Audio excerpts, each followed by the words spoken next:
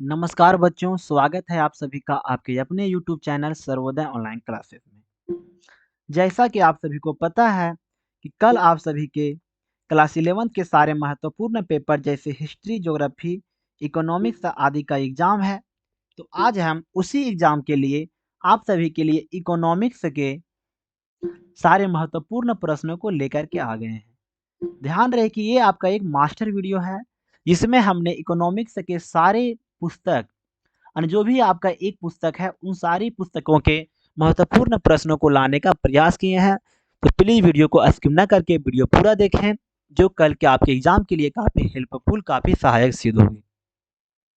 चलिए शुरू करते हैं। पहला सवाल है, किसने कहा कि अर्थशास्त्र धन का विज्ञान है? तो ये कौन बोले थे? आपके एडम स्मिथ महोदय। आगे बढ़ते हैं। सांख्यिकी माध्यमों का विज्ञान है, यह परिभाषा किसने दी थी? तो यहाँ आपका होगा ए.एल. बावले महोदय ने। ए.एल. बावले महोदय ने। मेरा अगला सवाल है, अर्थशास्त्र की दुर्लभता संबंधी परिभाषा कौन देते हैं? तो ये आपका देते हैं दुर्लभता संबंधी परिभाषा की बात किया जाए, ये आपके देते हैं रॉबिन्स महोदय। मेरा अगला सवाल है, सांख्यिकी का पिता किसे कहते हैं? तो गॉटफ्राइड आकिनवाल को। मेरा अगला सवाल है,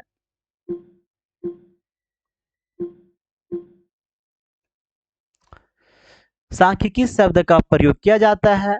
तो इसका प्रयोग हम लोग एक वचन और बहुवचन में दोनों के लिए करते हैं।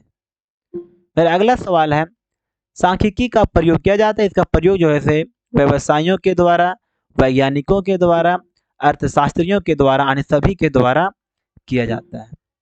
मेरा अगला सवाल है, प्रोफेसर पीसी महालनोबिस कौन है? तो ये बहुत बड़े अर्थशास्त्री हैं और भारत में इन्हें सांख्यिकी का पितामह भी माना जाता है। आगे सवाल है, सांख्यिकी सांख्यिकी जो है वो तथ्यों को परस्पर तुलनीय बनाती है और जटिल तथ्यों को स्पष्ट करती है। मेरा अगला सवाल है, आधुनिक अर्थशास्त्र के पिता कौन है? तो ये आपके हैं एडम स्मिथ। मेरा अगला सवाल है, अर्थशास्त्र एक आदर्श विज्ञान है, यह कथन किसका है? तो यह कथन आपका पीगू का है।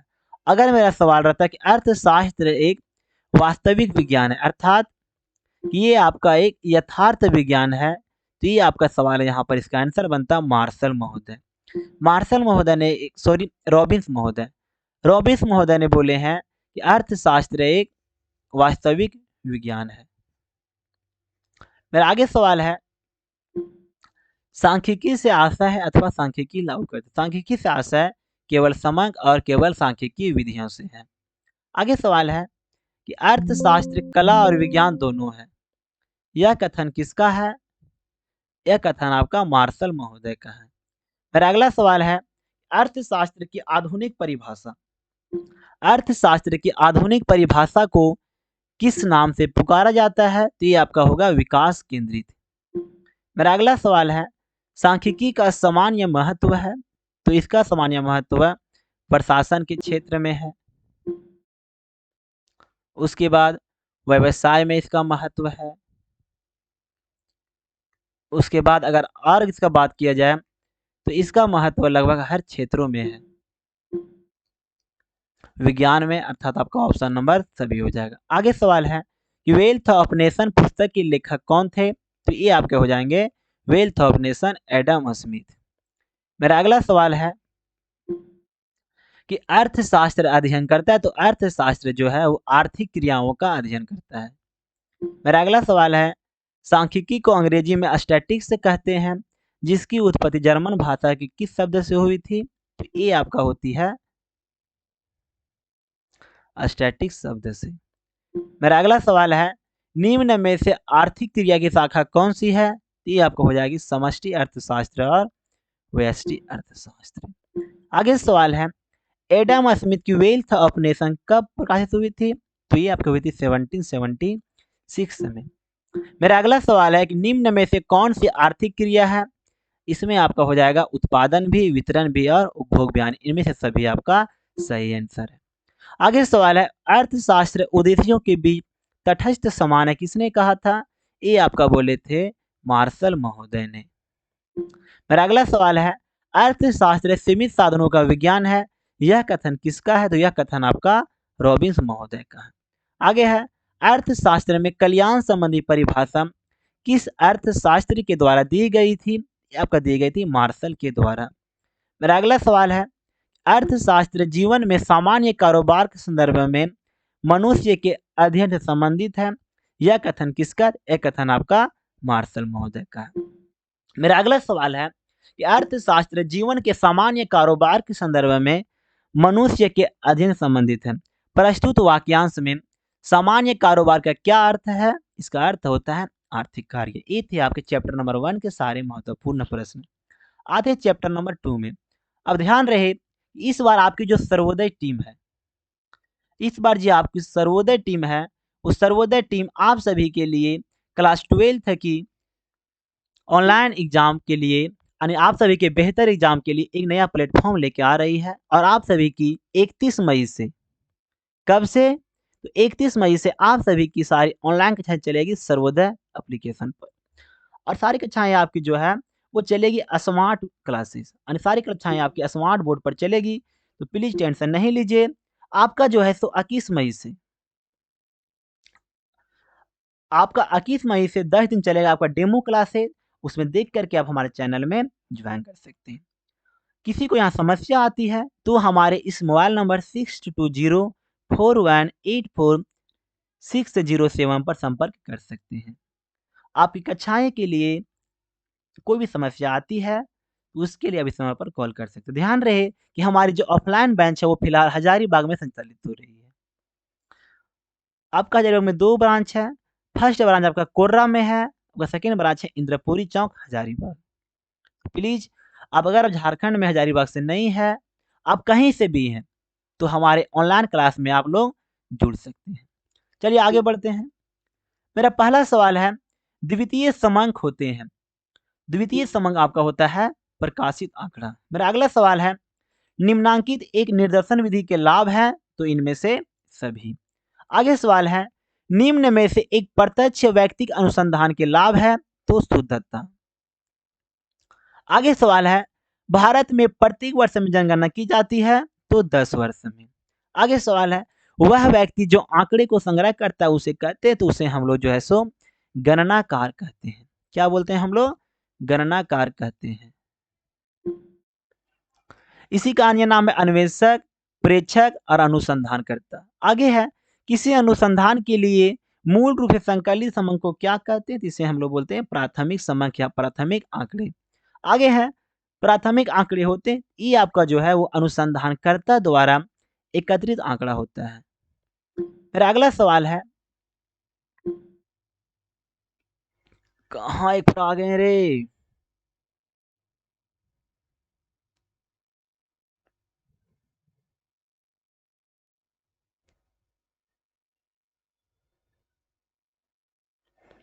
चलिए देखते हैं कहाँ पर आए कि नहीं सो।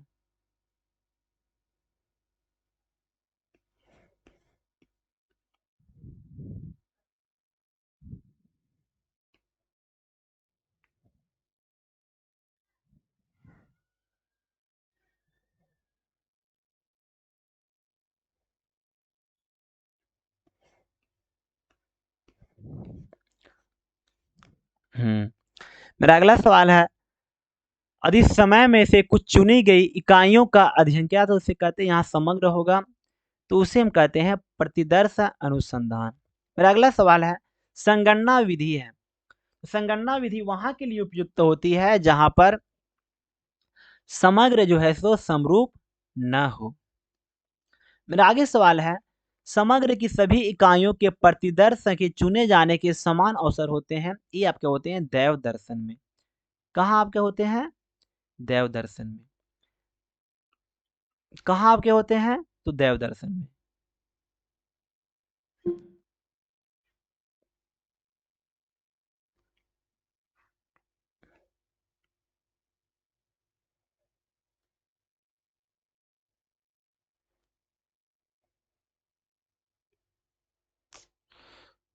कहाँ चला गया?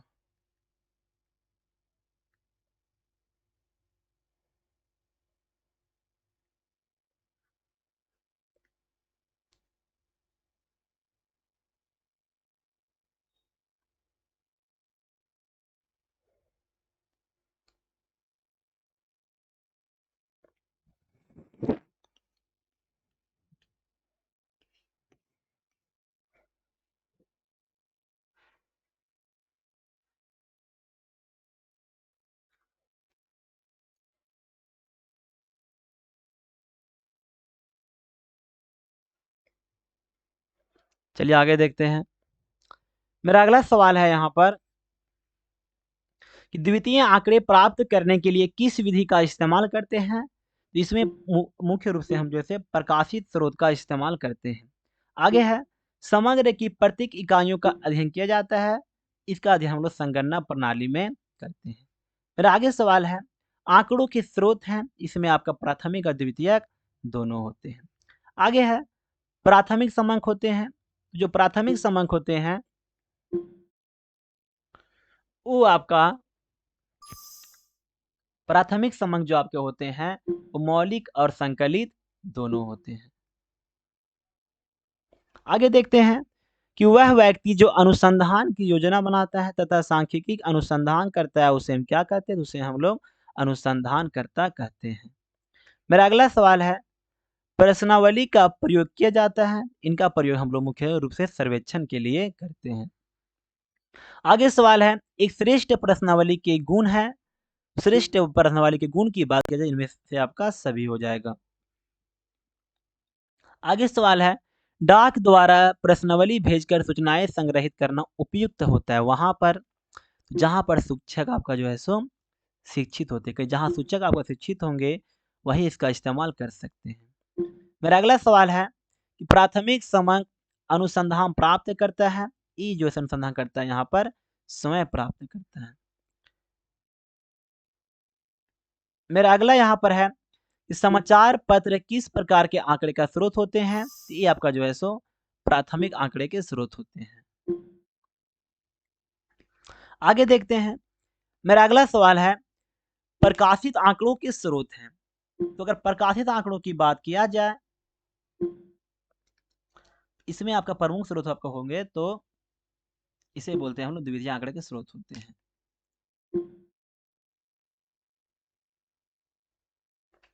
आगे देखते हैं। मेरा आगे सवाल है आंकड़ों का सरकारी स्रोत है। तो आंकड़ों का जो सरकारी स्रोत होता है वो आपका होता है आर्थिक सर्वेक्षण और जनगणना रिपोर्ट। आगे सवाल है जो समक अनुसंधानकर्ता द्वारा स्वयं एकत्र किए जाते हैं वो कहलाते हैं आपका प्राथमिक आंकड़े। आगे सवाल है अच्छा न्यायदर्श आधारित होता है तो हमेशा आपका दैव दर्शन पर आधारित होता है। इसी को हम लोग लॉटरी विधि भी कहते हैं। क्या हम लोग कहते हैं? लॉटरी विधि। मेरा अगला सवाल है अनुसंधान की विधियां हैं। तो अनुसंधान की कुल यहाँ पर 2 विधियां हैं। आगे है जनगणना अनुसंधान है। जनगणना में हम लोग समग्र की प्रत्येक इकाई का अध्ययन करते हैं। अगला सवाल है निम्न में से निर्दर्शन का एक प्रकार कौन नहीं है? दोगुना प्रतिचयन निर्दर्शन का एक प्रकार नहीं है। आगे सवाल है संगणना विधि सर्वाधिक उपयुक्त किसके लिए है? ये आपका है विजातीय संबंध के लिए सबसे अधिक उपयुक्त होती है। किसके लिए? तो विजातीय संबंध के लिए सबसे अधिक उपयुक्त होती है। तो देखते हैं हम लोग आगे।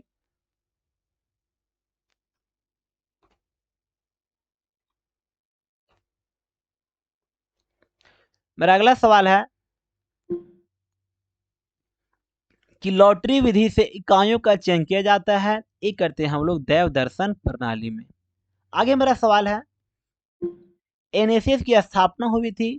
तो एनएसएस की स्थापना नेशनल सैंपलिंग सर्वे की स्थापना जो होती है वो आपका होती है 1969 में। मेरा अगला सवाल है जनसंख्या की विशेषता है तो इनमें से आपका सभी हो जाएगा। आगे है सामाजिक आर्थिक सर्वेक्षण का आयोजन करता है तो ये आपका होता है एनएसएसओ नेशनल सैंपलिंग सर्वे ऑर्गेनाइजेशन। आगे है औद्योगिक समांकों का संग्रह करता है ये आप करता है आपका एनएसएसओ करता है। आगे मेरा सवाल है सांख्यिकी के पिता कौन है? तो गॉडफ्राइड आर्केनवाल। मेरा अगला सवाल है कि सांख्यिकी लैटिन के किस शब्द से बना हुआ है? ये आपका बना हुआ है स्टेटस से। मेरा अगला सवाल है सांख्यिकी कला और विज्ञान दोनों है किसने कहा था? ये बोले थे आपके टिकट महोदय ने, फिर टिप्पेट महोदय ने। कौन बोले थे आपके? तो टिप्पेट महोदय ने। मेरा अगला सवाल है सांख्यिकी गणना का विज्ञान है यह किसने कहा था? ये बोले थे आपका एएल बावले महोदय ने। आगे है एक वचन में सांख्यिकी का क्या अर्थ है? तो एक वचन में सांख्यिकी का अर्थ होता है आंकड़ों का एकत्रीकरण, आंकड़ों का व्यवस्थीकरण, आंकड़ों का प्रस्तुतिकरण, आंकड़ों का विश्लेषण और आंकड़ों का निर्वचन। आगे सवाल है, बहुवचन में सांख्यिकी का क्या अर्थ है? तो इसका अर्थ होता है आंकड़ों का समूह, संख्यात्मक मान और संख्यात्मक तथ्य। आगे है, अर्थशास्त्र में किस प्रकार के आंकड़ों का प्रयोग करते हैं? तो इसमें हम लोग मात्रात्मक और गुणात्मक दोनों तरह के आंकड़ों का प्रयोग करते हैं। आगे सवाल है, संसाधनों का प्रयोग हो सकते हैं? तो इसका वैकल्पिक प्रयोग हो सकता है। आगे सवाल है कि आर्थिक समस्याओं का विश्लेषण तथा उसे हल करने के लिए किसका प्रयोग किया जाता है? इसमें हम लोग सांख्यिकी विधियों का इस्तेमाल करते हैं। आगे है, आंकड़ों के स्रोत हैं। तो आंकड़ों के यहाँ दो स्रोत हैं, प्राथमिक और द्वितीयक। आगे सवाल है, प्राथमिक आंकड़े होते हैं। तो प्राथमिक आंकड़े जो है सो प्रमुख रूप से आपका संकलित और मौलिक होते हैं। मेरा अगला सवाल है, द्वितीयक आंकड़े होते हैं। तो ये आपके होते हैं प्रकाशित आंकड़े। मेरा अगला सवाल है, प्रकाशित आंकड़े को संकलित करने वाला कहलाता है। एक कहलाता है आपका अनुसंधानकर्ता, गणक, अन्वेषक और प्रेक्षक। मेरा अगले सवाल है, किस प्रकार के आंकड़ों की सत्यता एवं विश्वसनीयता की जांच अन्वेषक पर होती है? तो ये आपका होती है प्राथमिक आंकड़े का। आगे सवाल है, सांख्यिकी में समष्टि का अर्थ होता है, इसका अर्थ होता है अध्ययन क्षेत्र। अगला सवाल है, अनुसंधान की विधियां हैं। इसकी दो विधियां हैं, संगणना और प्रतिदर्श मेथड। आगे सवाल है, परिमित या संरचित प्रश्नों में विकल्प की संख्या होती है। तो यहाँ पर आपका केवल दो विकल्प होते हैं। आगे है, प्रतिदर्श का अर्थ होता है। तो इसका अर्थ नमूना होता है। आगे सवाल है, प्रतिदर्श के लिए आवश्यक तत्व है। इसके लिए आवश्यक तत्व है प्रतिनिधित्व और पर्याप्तता। आगे है, नया दर्श या प्रतिदर्श की आकार बढ़ाने पर नया दर्श की त्रुटि क्या होती है? इसकी त्रुटि आपका जो है सो घटती चली जाती है। आगे मेरा सवाल है,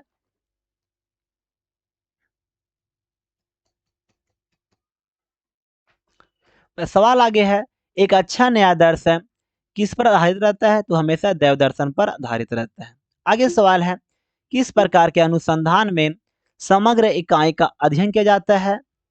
तो ये आपका हो जाएगा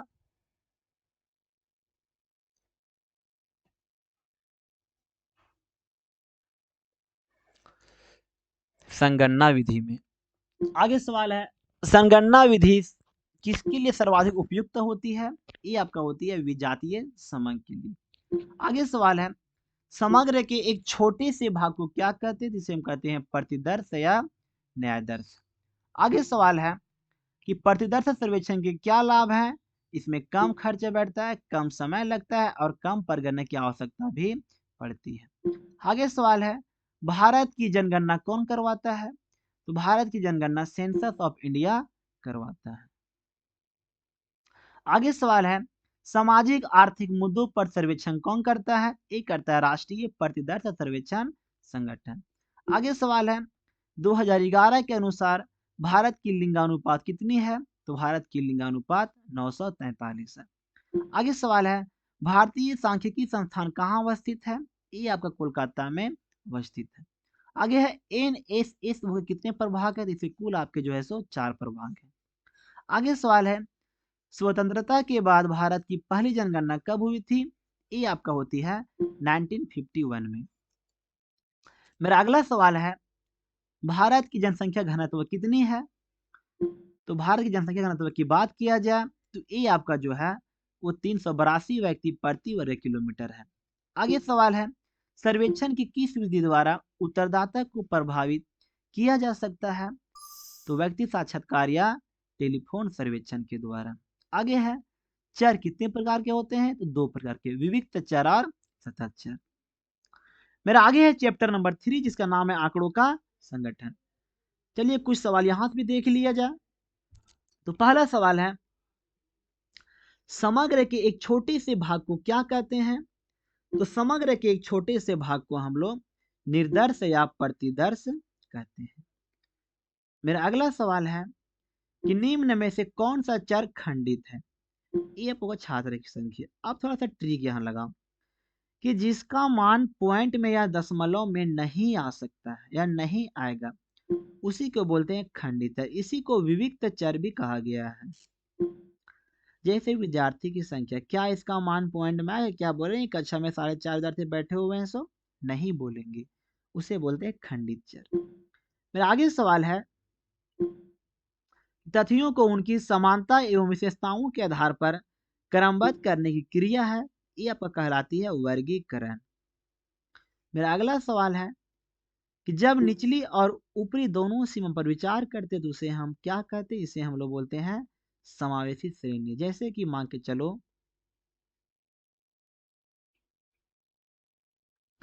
छोटा सा एग्जाम्पल लिए यहाँ पर वर्गांतराल 10 से 14 और 15 से 19। यहाँ पर क्या दोनों पर विचार कर रहे हैं, 14 पर भी और 10 पर भी, यहाँ 15 पर भी और 19 पर भी। इसे हम बोलते हैं समावेशी श्रेणी। मेरा अगला सवाल है, कॉलम और पंक्तियों के रूप में आंकड़ों को क्रमबद्ध व्यवस्था को कहते हैं, जिसे हम लोग सारणीयन कहते हैं। आगे सवाल है, इनमें से कौन सी सारणी बनावट के आधार पर है? ये आप कहते हैं जटिल श्रेणी। आगे है, सारणी के प्रारूप हैं, तो इनमें से सभी सारणी के प्रारूप ही हैं। मेरा आगे सवाल है, संरचना के आधार पर श्रेणी का नाम बताइए। इसमें आपका हो जाएगा सतत श्रेणी। आगे है, कृत्रिम आधार पर रेखा, तो रेखा जो है वो बिंदु रेखीय चित्रण को स्पष्ट कर देता है, उसे आकर्षक बनाती है। आगे सवाल है, बहुगुण सारणी में होती है, तो बहुगुण सारणी में बहुत सारी विशेषताएं होती है। आगे सवाल है, दो चरों की बारंबारता वितरण को किस नाम से जानते हैं? तो इसे हम लोग द्विचर वितरण के नाम से भी जानते हैं। मेरा अगला सवाल है, सारणीयन का आधार है, तो सारणीयन का आधार आपका वर्गीकरण ही है।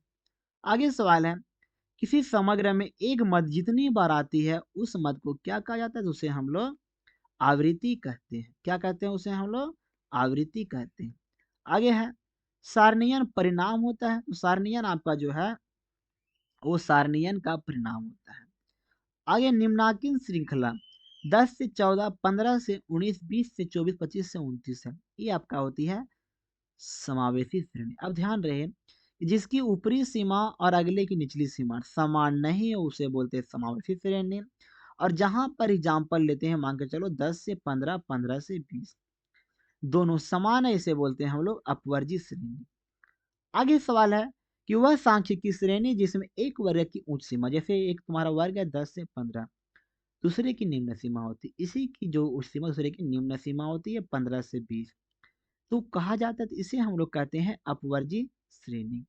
आगे सवाल है, एक दिए गए विस्तार विशेष के अंतर्गत सभी संभव मूल्यों को लेने वाले सांख्यिकी श्रेणी को कहते हैं, तो इसे हम लोग शायद सतत श्रेणी कहते हैं।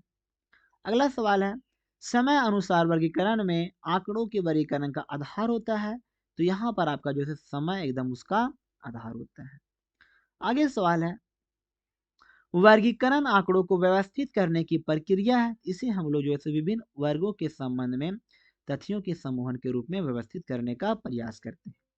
आगे सवाल है, भौगोलिक वर्गीकरण का आशय आंकड़ों के वर्गीकरण से है, तो यहाँ पर उसका वर्गीकरण हम लोग स्थान के अनुसार करते हैं। आगे सवाल है, एक वर्ग की निचली सीमा और ऊपरी सीमा का अंतर कहलाता है, तो इसका अंतर आपका जो है सो वर्ग अंतराल कहलाता है। क्या कहलाता है? वर्ग अंतराल। मेरा आगे सवाल है, शीर्षक के ठीक नीचे लिखा जाता है, तो शीर्षक के ठीक नीचे हम लोग मुख्य नोट को लिखते हैं। आगे सवाल है, एक सारणी के स्तंभों को दिए जाने वाले शीर्षक को कहते हैं, तो इसे हम लोग बोलते हैं स्तंभ शीर्षक। मेरा अगला सवाल है, एक वर्ग मध्य बिंदु बराबर होती है, तो ये आपका होती है कि उच्च वर्ग सीमा और निम्न वर्ग सीमा के औसत के बराबर होती है। आगे सवाल है, वर्गीकरण सूचित करता है, तो वर्गीकरण जो है वो समांकों की समानता और उसकी असमानता को सूचित करता है। आगे सवाल है, किसी सारणी के मुख्य अंग है, तो इनमें से सभी उनके मुख्य अंग है। आगे सवाल है, वर्गीकरण का मुख्य उद्देश्य क्या होता है? उसका मुख्य उद्देश्य होता है आंकड़ों का क्रमबद्ध व्यवस्थीकरण। मेरा आगे सवाल है, अब परिष्कृत आंकड़ों को तो इसे हम लोग मात्रात्मक चर के रूप में वर्गीकृत करते हैं। आगे है, मात्रात्मक चरों के लिए आंकड़ों का वर्गीकरण क्या कहलाता है? जिसे हम बोलते हैं बारंबारता वितरण। आगे है, विविक्त चरों के लिए आंकड़ों का वर्गीकरण क्या कहलाता है? तो बारंबारता सारणी। आपका सवाल है काफी इंपोर्टेंट है। आगे है, वर्गीकरण, तो वर्गीकरण सारणीयन का आधार होता है। आगे सवाल है, एक वर्ग मध्य बिंदु बराबर होता है तो ऊपरी सीमा और निचली सीमा के औसत के बराबर होता है। आगे है, दो चरों के लिए आंकड़ों का वर्गीकरण क्या कहलाता है? एक कहलाता है आपका द्विचर बारंबारता वितरण। चलिए आते आगे चैप्टर नंबर 4 पर। 4 से कुछ सवाल है कि वे चित्र जिसके आंकड़े को दंड या आयत के रूप में प्रकट करते हैं उसे क्या कहते हैं? उसे हम लोग दंड चित्र कहते हैं। आगे सवाल है, एक ओजाई वक्र की सहायता से हम क्या ज्ञात करते हैं? जिसे हम लोग माध्यिका ज्ञात करते हैं। ध्यान रहे, ओजाई वक्र को हम लोग संचयी बारंबारता वक्र, संचयी बारंबारता वक्र या इसे त्वरण भी कहते हैं। आगे सवाल है, काल श्रेणी के ग्राफ को कहते हैं, तो काल श्रेणी के ग्राफ को हम लोग कालिक चित्र कहते हैं। आंकड़े हैं। आगे सवाल है, आंकड़ों के चित्रमन प्रदर्शन का उद्देश्य अथवा आंकड़ों का चित्रमय प्रदर्शन कहलाता है, जिसे हम लोग प्रस्तुतिकरण कहते हैं। आगे है, दो चरों के बीच पारस्परिक संबंध को प्रकट करने वाले चित्र को कहते हैं, जिसे हम लोग विक्षेप चित्र कहते हैं। आगे है, किसी ग्राफ पेपर में कितने चरण या चतुर्थांश होते हैं? इसमें आपका 4 चतुर्थांश होते हैं। आगे है, आयत चित्र होता है, तो आयत चित्र आपका द्विविमा आरेख होता है। आगे सवाल है, आयत चित्र के माध्यम से प्रस्तुत किए गए आंकड़ों से आरेखीय रूप में निम्नांकित जानकारी प्राप्त कर सकते हैं। इससे हम लोग जो है सो बहुलक निकाल सकते हैं। अब यहाँ जरा सवाल पर गौर कीजिएगा, तो माध्यिका निकालते हैं हम लोग संचयी बारंबारता वक्र से, और माध्य की गणना हम लोग ग्राफ से नहीं कर सकते। आगे सवाल है, वृत्तीय चित्र में सभी मदों को बदलते, सभी मदों को हम लोग कोणों के रूप में बदलते हैं। आगे सवाल है, चित्रमय प्रदर्शन का सबसे सरल रूप क्या है? सबसे इजी रूप आपका है वो आपका है सरल दंड चित्र। आगे सवाल है, एक परिवार के कुल मासिक व्यय को प्रस्तुत करने में सबसे सटीक चित्र क्या होता है? ये आपका होगा वृत्त चित्र। आगे है, वृत्त चित्र का अन्य नाम क्या है? तो इसका अन्य नाम है परिपत्र आरेख। आगे सवाल है, काल श्रेणी बिंदु रेखा को कहते हैं, जिसे हम लोग कालिक चित्र भी कहते हैं। आगे दंड चित्र होता है, तो दंड चित्र आपका जो सरल और बहुगुण दोनों होता है। ये आपका आंसर थोड़ा गलत दिया हुआ है। आगे है, जब दो या दो से अधिक तथ्यों में तुलनात्मक अध्ययन करना हो तो हम किस चित्र का प्रयोग करते हैं? जिससे में हम लोग सरल दंड चित्र का प्रयोग करते हैं। आगे है, ग्राफ द्वारा किसकी गणना नहीं हो सकती? तो ग्राफ के द्वारा माध्य की गणना नहीं हो सकती है। आगे है, वाई एच का दूसरा नाम क्या है? इसका दूसरा नाम होता है मुचाच। आगे सवाल है, माध्यिका की गणना का आधार है, इसमें आपका जो है आवृत्ति आयत चित्र, आवृत्ति बहुभुज, यहाँ का ओजाई वक्र की सहायता से हम लोग माध्यिका की गणना कर सकते हैं। आगे है, बहुलक की गणना का आधार है, तो आवृत्ति आयत चित्र। आगे है, आयत चित्र होता है द्विविमा, काल श्रेणी आलेख होती है आवृत्ति आयत चित्र। उजाई वक्र किसे कहते हैं? संचयी बारंबारता वक्र को या त्वरण को। बहुल्य की गणना की जाती है आवृत्ति आयत चित्र से। माध्य की गणना करते हैं संचयी बारंबारता वक्र से। ग्राफ के माध्यम से किसी गणना नहीं कर सकते हैं तो माध्य की। आगे सवाल है, वृत्त के कुल अंश का मान होता है 360 डिग्री। आगे है, काल श्रेणी आंकड़ों के प्रस्तुतिकरण के लिए किसका प्रयोग करते हैं? दंड आरेख का। आयत चित्र का विकल्प होता है बारंबारता बहुभुज। आयत चित्र का प्रयोग किस प्रकार के चर के लिए करते हैं? सतह चर के लिए। आगे है, अंकगणितीय रेखा चित्र कहते हैं तो काल श्रेणी आलेख को। चैप्टर नंबर 5 है केंद्रीय प्रवृत्ति की माप। ये सवाल यहाँ से भी देख लेते हैं। सवाल है, संख्यात्मक तथ्यों के मूल्यों में मूल्य के आसपास संकेंद्रण होने की प्रवृत्ति क्या कहलाती है? जिसमें बोलते हैं माध्य या केंद्रीय प्रवृत्ति की माप। विचलन द्वारा ज्ञात किया जाता है, तो विचलन हम लोग जैसे कल्पित माध्य के द्वारा ज्ञात करते हैं। आगे है, सामान्यतः जब भी माध्य शब्द का प्रयोग किया जाता है तब इसका आशय होता है, इसका आशय आपका जो है अंगनितीय माध्य से होता है। आगे वह केंद्रीय मूल्य जो अनुविनाशी समंक श्रेणी के दो समान भागों में विभाजित करता है उसे हम क्या बोलते हैं? माध्यिका। आगे ऐसा पद मूल्य जो वितरण में अधिक बार आता है उसे हम क्या कहते हैं? जिसे हम लोग बहुलक कहते हैं। आगे सवाल होता है भार होता है, तो भार आपका वास्तविक अनुमानित दोनों हो सकता है। आगे सवाल है, सामान्य रूप से औसत आकार तथा औसत माप की बात किया जाए, इसका आशय क्या होता है? इसका आशय आपका जो है बहुलक से होता है। आगे है, केंद्रीय प्रवृत्ति की माप होती है। सॉरी, यहाँ पर आपका जो है ना वो माध्य से होगा, औसत की बात कर रहा है ना। हाँ, इसमें क्या आपका हो जाएगा? माध्य से। आगे केंद्रीय प्रवृत्ति की माप होती है, इसमें आपका होगा समांतर माध्य। आगे आपका सवाल है, माध्यिका को कहा जाता है, इसको बोलते हैं हम लोग स्थिति संबंधी माध्य। आगे भूइष्टक होती है, तो बोलेंगे प्रेक्षण में जिसकी आवृत्ति अधिक हो, इसी को हम लोग बहुलक भी कहते हैं। भूइष्टक को क्या बोलते हैं? बहुलक, अर्थात जो बहुत बार आता है उसे हम बहुलक कहते हैं। आगे सवाल है, केंद्रीय प्रवृत्ति का सर्वाधिक लोकप्रिय माप है, ये आपका होता है अंगनितीय माध्य। आगे है, निम्न में से कौन सी केंद्रीय प्रवृत्ति की माप नहीं है? तो मानक वितरण इसकी प्रवृत्ति की माप नहीं, इसमें केवल 4 ही आता है, माध्य, माध्यक, बहुलक और चतुर्थक। समांतर माध्य के लिए मूल्यों के विचलन का योग होता है सदैव आपका जो है सो ये शून्य होता है। मेरा आगे सवाल है, किसी केंद्रीय प्रवृत्ति की माप के लिए श्रेणी में सभी पद शामिल नहीं होते, तो बहुलक में सारे पद शामिल होना अनिवार्य नहीं है।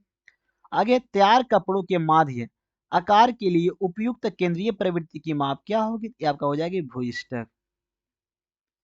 आगे है, आवृत्ति आयत चित्र की सहायता से अनुमानित मान प्राप्त किया जा सकता है, तो बहुलक यानी भूइष्टक की। आगे है, छात्रों की बौद्धिक स्तर के माप के लिए उपयुक्त माध्य क्या होता है? तो ये आपका हो जाएगा माध्यिका।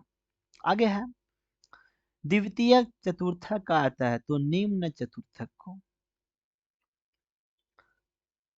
नहीं, सॉरी, इसमें क्या आता है? आपका क्या आता है? माध्यिका को, सॉरी, माध्यिका को। आगे है, एक अच्छे औसत के क्या लक्षण होने चाहिए? इसके अच्छे लक्षण का होता है आपका इनमें से सभी। आगे है, केंद्रीय प्रवृत्ति के अंतर्गत कौन से माप आते हैं? तो माध्य भी आता है, माध्यक भी आता है और बहुलक भी आता है। आगे है, समांतर माध्य की गणना के लिए वर्ग का अंतर होना चाहिए, तो आपका होगा उपरोक्त सभी संभव होना चाहिए आपका। बहुलक की गणना में वर्ग का अंतर होना चाहिए, इसमें आपका समान होना चाहिए। आगे सवाल है, श्रेणी के लिए बहुलक की आवृत्ति सबसे अधिक होनी चाहिए। कहाँ अधिक लग रहे हैं? हाँ, यदि किसी श्रेणी के में अति सीमांत पदों को ज्यादा महत्व न दिया जाए तो उपयुक्त का माध्य क्या होगा? तो आपका माध्यिका होगा। आगे है, किसी परिवार में औसत बच्चों की संख्या ज्ञात करने के लिए उपयुक्त माध्य क्या होगा? तो आपका समांतर माध्य हो जाएगा। आगे है, केंद्रीय प्रवृत्ति में का सबसे अधिक प्रयोग किया जाने वाला माप क्या होता है? समांतर माध्य। केंद्रीय प्रवृत्ति की माप में किसमें सभी पदों को अनिवार्य होता है? तो माध्य। अब इसका हमको माध्य निकालना है, जरा माध्य निकालेंगे इसका। तो सिंपल ट्रिक होता है सिग्मा एफ एक्स बटा एन या सिग्मा एक्स बटा एन। सबको यहाँ जोड़ो तो 2 और 3 5, 5 10, 5 15, 15 और 6 21, 21 और 7 28 बटा में 1 2 3 4 5 6 भागा मारेंगे तो मेरा 7 आ जाएगा माध्य यहाँ से। आगे है, इसका हमको निकालना माध्य। अब देखो माध्य का सिंपल होता है कि जो आपका बीच में आएगा, तो पहले क्या करना है, इसको हमको दिखाना है आरोही क्रम में। किसमें? आरोही क्रम में दिखाएंगे तो 2 2 4 5 5 6 8 हो गया ना। 1 2 3 4 5 6 7 1 2 3 4 5 6 7 8 ठीक है। फॉर्मूला आपका आता है n+1/2 वां पद। और n कितने आपका है 7 जोड़ 1/2 यानी 8/2 चौथा पद गिनेंगे तो 1 2 3 4। ये मेरा क्या हो गया माध्य। ऐसे भी गिनेंगे तो मेरे बीच में 3 इधर और 3 इधर, मेरे बीच में यहाँ पर आ गया 5, अर्थात मेरा यहाँ 5 आ जाएगा। आगे है बहुलक ज्ञात करें। देखना है इसमें किसकी आवृत्ति दिक्कत, यहाँ देख रहे हैं मेरा 5 3 बार आया था, मेरा यहाँ बहुलक कितना हो जाएगा 5।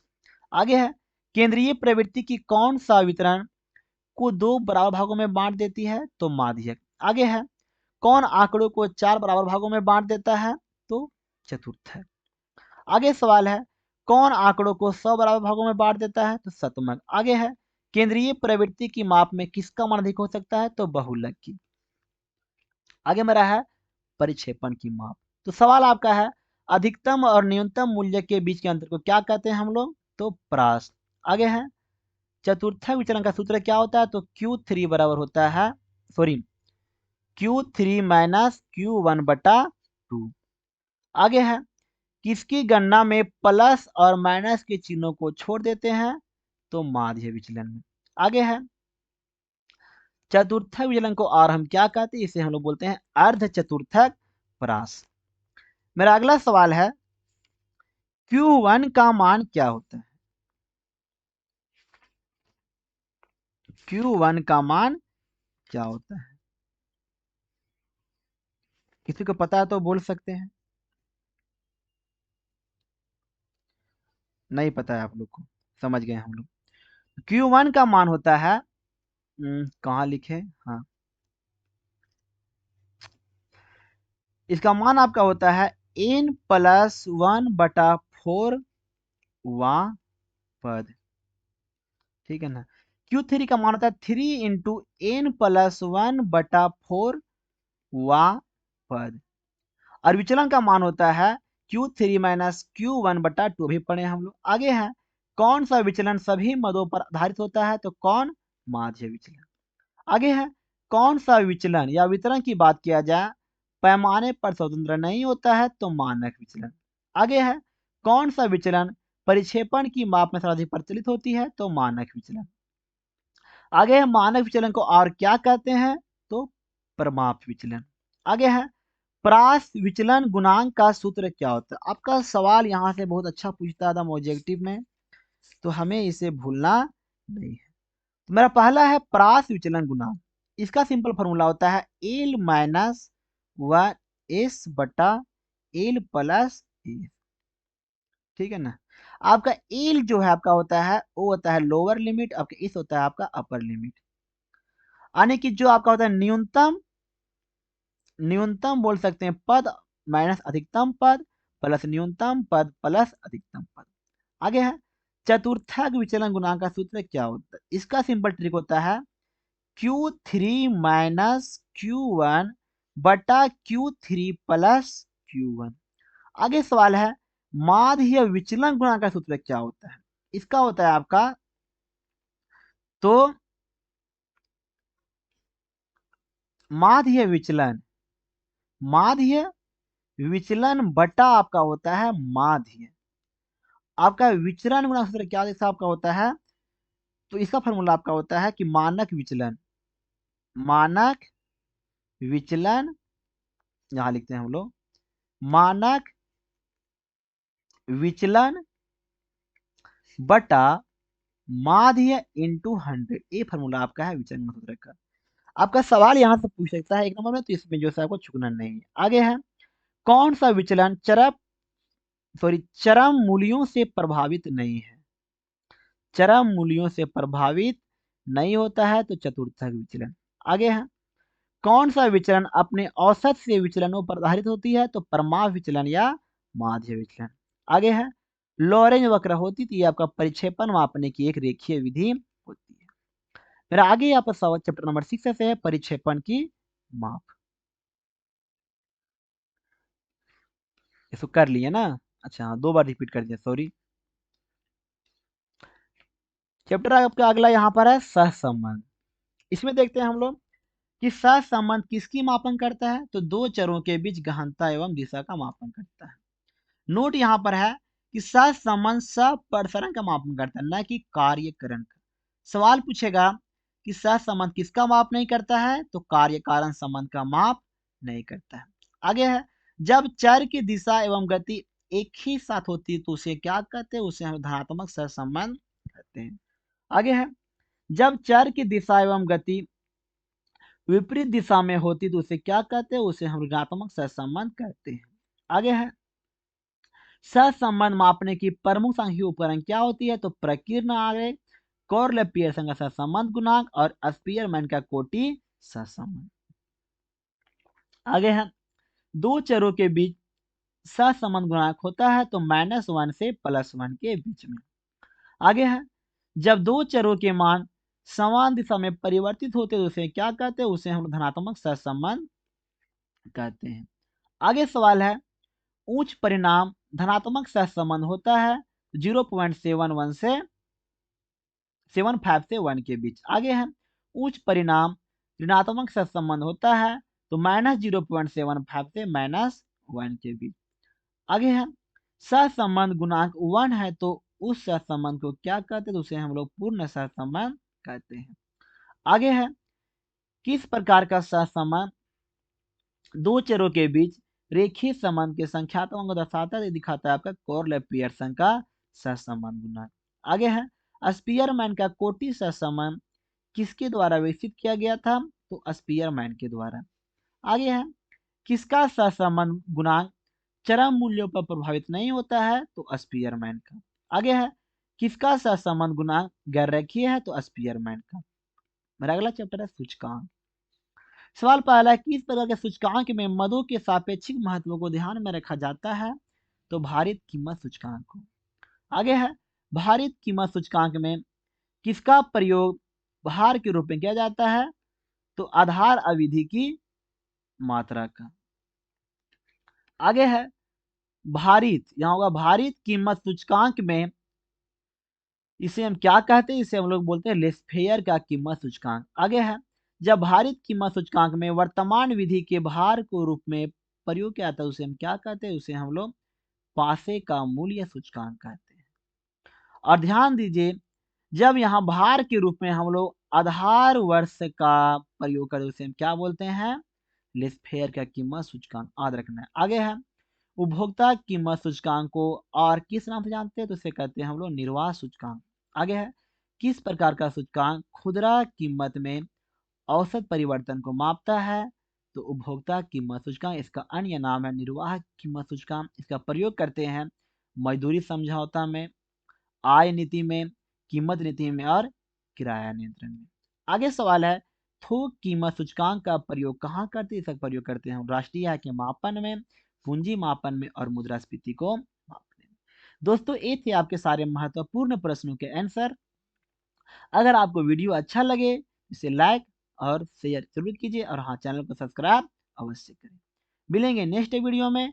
ये आपका मास्टर वीडियो का पार्ट 1 है, यानी बुक 1 का पूरा सारा निचोड़ इसमें दिया गया। आपका सवाल इससे एक भी बाहर नहीं आएगा।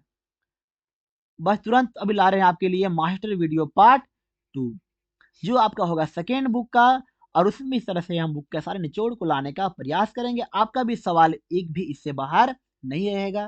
प्लीज हमें मोटिवेट कीजिए, इसे शेयर कीजिए और सब्सक्राइब अवश्य कीजिए। और हाँ, एक बात और, जो आप सभी के लिए हम लोग 31 अप्रैल या बोलेंगे हम लोग 1 मई से जो आप सभी के लिए हम लोग ऑफलाइन बैच के साथ साथ जो आप लोग के लिए ऑनलाइन बैच को ला रहे हैं, तो प्लीज उसमें जुड़ना ना भूलें, क्योंकि आपके लिए पैसा कोई बड़ी बात नहीं है। बशर्ते अगर आपको तमन्ना है कि टॉपर करें तो अब हमसे जुड़ना ना भूलें। क्योंकि शायद आपको पता होगा जो ऑफलाइन में पढ़ते होंगे, आज जो बच्चे हेरे होंगे उनको पता होगा कि सर्वोदय आर्ट्स क्लासेस एक क्लासेस नहीं बल्कि एक ब्रांड है। और जो सर्वोदय आर्ट्स क्लासेस है वो लगातार 2 बार यहाँ पर अपने बच्चों को स्टेट टॉपर में घुसा चुका है। तो अगर आपकी भी तमन्ना है कि हम भी बने स्टेट टॉपर, तो प्लीज हमारे साथ जुड़े रहिए और जो हमारी ऑनलाइन बैच आएगी उसमें जुड़ना ना भूलें। ठीक है, कल मिलेंगे आप लोग के साथ एंट्री के साथ। तो प्लीज वीडियो को शेयर कीजिए, लाइक कीजिए और हाँ, चैनल को सब्सक्राइब अवश्य कीजिए। ठीक है, थैंक यू।